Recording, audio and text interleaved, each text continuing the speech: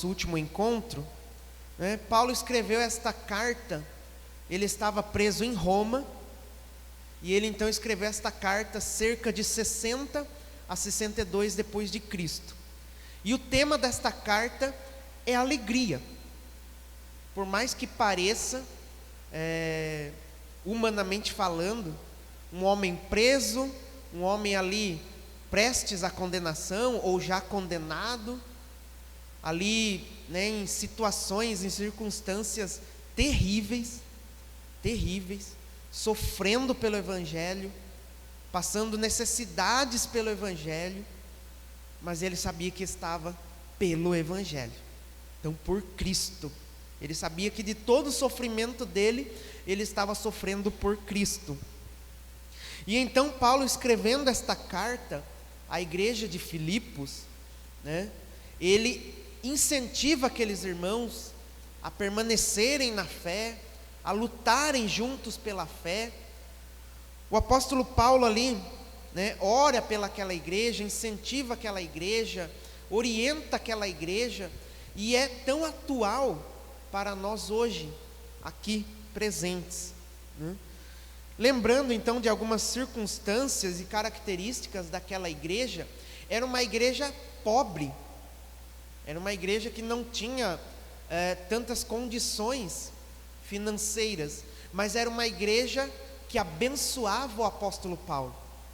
Então era uma igreja que exercia grande dádiva, né, mantinha o apóstolo Paulo. Então trouxe muitas alegrias ao coração do apóstolo Paulo. E esta carta também fornecia muito encorajamento. Assim como o apóstolo Paulo era encorajado em Cristo, esta carta também nos oferece muito encorajamento. O apóstolo Paulo visita Filipos por 2 vezes em suas viagens missionárias. E na sua segunda visita, que foi ali pela 3ª viagem missionária, ele planta aquela igreja, e cerca de 10 anos depois, ele então envia a carta, esta carta aqui que nós temos em nossas mãos. Então Paulo, ele agradece a Deus por ter muitos frutos lá na igreja de Filipos, muitos filhos, muitas filhas espirituais, né, mas que ainda precisavam ser, né, orientadas pelo apóstolo Paulo. Então nós iniciamos ali, né, no nosso último encontro, aquelas características aqui do versículo 1 ao versículo 11, né, e Paulo apresenta ali o amor cristão. O amor cristão, ele não é estático, ele é volúvel, né? Ele evolui, ele é ativo, ele não é algo estático, parado, paralisado. Ele é algo que flui dentro da igreja. E o apóstolo Paulo orienta aqueles irmãos, né, a viverem em amor. E no texto que nós chegamos hoje, Paulo, ele não perdeu nenhuma oportunidade de pregar o evangelho. Então, como ele disse aqui nos primeiros versículos que nós lemos, mesmo algemado, mesmo preso, ele fez toda a guarda pretoriana ouvi-lo. Todas as demais autoridades daquela época ouviram o evangelho. Então Paulo, uma das suas primeiras características aqui nesse texto é que ele não perdia as oportunidades. E é uma grande lição para as nossas vidas. Como estão as nossas oportunidades diante da sociedade, diante do mundo, diante das pessoas, né? Então, como que está a nossa visão de reino de Deus? A prisão do apóstolo Paulo poderia significar o fim da sua obra missionária. Já que eu estou preso, já que eu estou em situações subhumanas, já que eu estou aqui não podendo compartilhar, então vou parar por aqui. Mas não, o apóstolo Paulo se sentiu mais ainda encorajado a proclamar a Cristo, a pregar o Evangelho de Cristo. E isso resultou para a igreja de Filipos entusiasmo. E ele diz aqui no texto, no versículo 14: e a maioria dos irmãos estão estimulados no Senhor por minhas algemas, ousam falar com mais desassombro a palavra de Deus. Então os irmãos, ao invés de ficarem desmotivados, eles ficaram ainda mais motivados, estimulados em ação. Como eu disse, o Evangelho, o amor, ele não é estático, ele é ativo. Então, muitos irmãos foram encorajados pelo exemplo do apóstolo Paulo. Além da prisão se tornar um centro de evangelização, também passou a ser um centro de estímulo aos crentes que se tornaram mais ousados e corajosos, inspirados no maravilhoso testemunho de fidelidade do apóstolo Paulo. Então, através desse exemplo do apóstolo Paulo, eu convido também aos irmãos, a minha vida, a vivermos em Cristo, a viver a Cristo, não perdendo as oportunidades, para que outros irmãos se sintam estimulados a viver também o Evangelho, a pregar também o Evangelho. E haviam alguns irmãos lá da igreja de Filipos que, de forma aqui errada, de forma errônea, estavam com inveja, com porfias, criando contendas dentro da igreja de Filipos. E aqui diz a palavra de Deus que eles estavam proclamando a Cristo. Eles estavam proclamando a Cristo, mas para causar em Paulo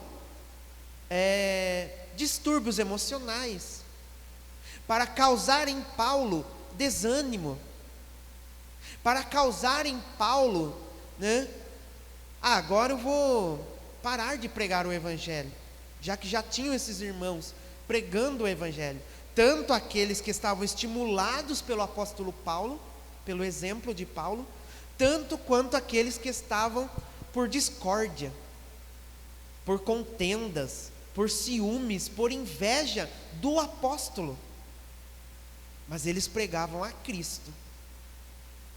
E então o apóstolo Paulo, provavelmente, diante do recado dos irmãos que chegavam a ele: olha, Paulo, há irmãos que estão pregando a Cristo, mas com pensamentos e intenções errôneas. E então ele responde à igreja: deixe que preguem. Se estão pregando a Cristo, deixem eles que preguem, porque a mim, diz o apóstolo Paulo, eles não estão atingindo. Eu não estou sendo atingido pela inveja deles, pelas discórdias deles, pelo ciúme deles que eles têm do meu ministério.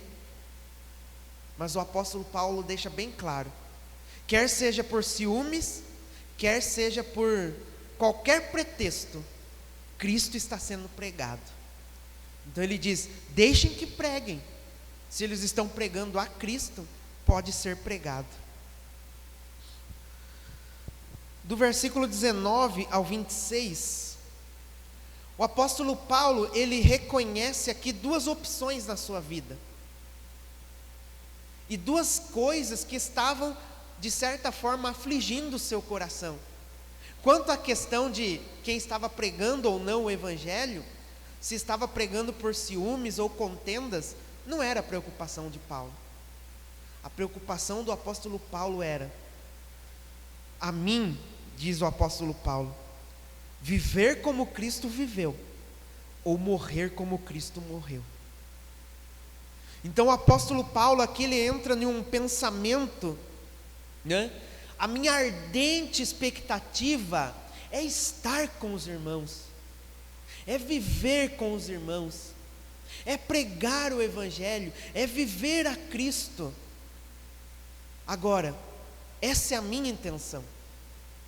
Mas quanto à intenção de Cristo, se é para eu ser levado deste mundo, pois que seja feita a vontade do Senhor. E é por isso que ele diz no versículo 21, porquanto para mim o viver é Cristo. Claro, eu quero viver Cristo, eu quero pregar a Cristo, eu quero ensinar a igreja, eu quero viver com a igreja, dizia o apóstolo Paulo. Mas o morrer com Cristo é lucro, pois ele diz no versículos seguintes, versículo 23, ora, de um lado e outro lado eu estou constrangido, eu não sei o que escolher, tendo desejo de partir para Cristo, para a glória, e estar com Cristo, o que é incomparavelmente melhor. Então Paulo, ele reflete ali nessas palavras: eu quero viver como Cristo viveu, ou morrer como Cristo morreu. Então eu quero viver para a honra e glória do Senhor, eu quero estar com os irmãos numa próxima oportunidade, mas também, se Cristo resolver me levar, o que é incomparavelmente melhor, eu estarei na glória com o Senhor. Como é importante também destacarmos aqui o ministério de intercessão do povo de Deus. A igreja de Filipos era uma igreja que orava pelos seus missionários, era uma igreja que orava pelo apóstolo Paulo. E nós somos também exortados hoje, nesta noite, a sempre orar com perseverança, orar com insistência, orar para conhecer o plano de Deus para as nossas vidas. É o Espírito Santo quem nos guia e nos ajuda a orar de maneira aceitável diante de Deus. O Espírito Santo, com gemidos inexprimíveis, ele intercede por nós diante de Deus.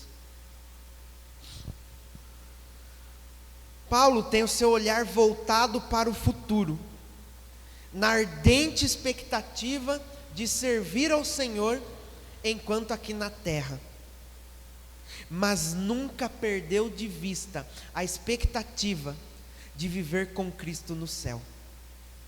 O seu olhar estava para a obra de Deus, o seu olhar estava para as igrejas que ele plantou, o seu olhar estava para Cristo, mas sem jamais perder de vista o viver para Cristo, o estar na glória com Cristo, que era incomparavelmente melhor.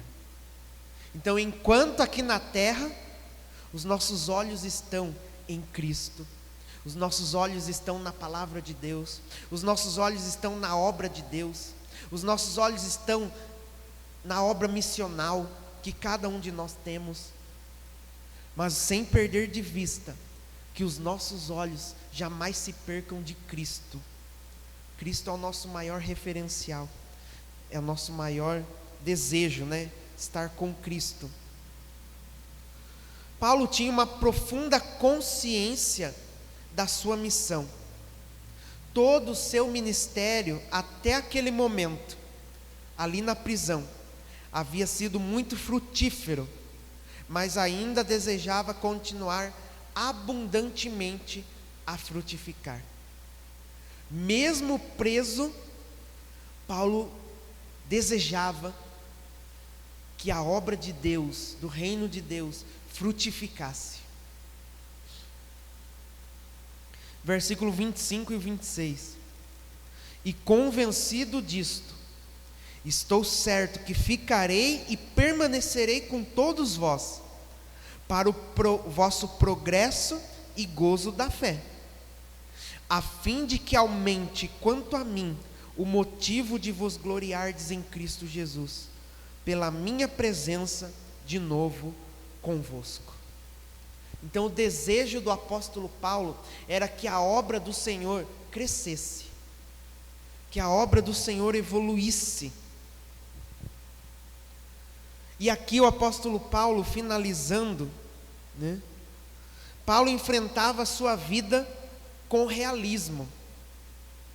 Paulo sabia que num determinado momento a sua vida iria se findar, que num determinado momento ele iria deixar este mundo, mas para viver com Cristo, o que é incomparavelmente melhor.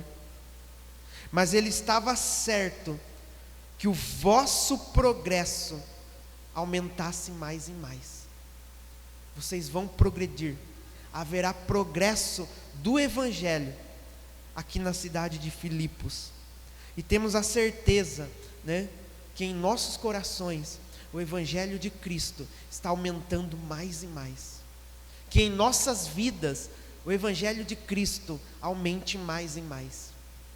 Que em nossas vidas, que em nossas famílias, que em nossa sociedade, que assim seja, em nome de Cristo Jesus.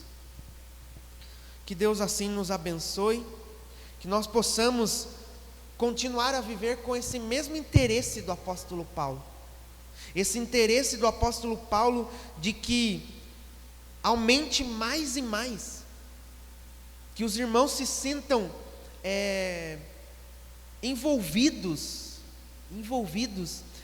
animados, estimulados, através das nossas vidas, e através do exemplo do apóstolo Paulo, e muito mais, porque ele tinha o exemplo de Cristo. Que o meu viver seja viver para Cristo, e que o meu morrer seja morrer para Cristo.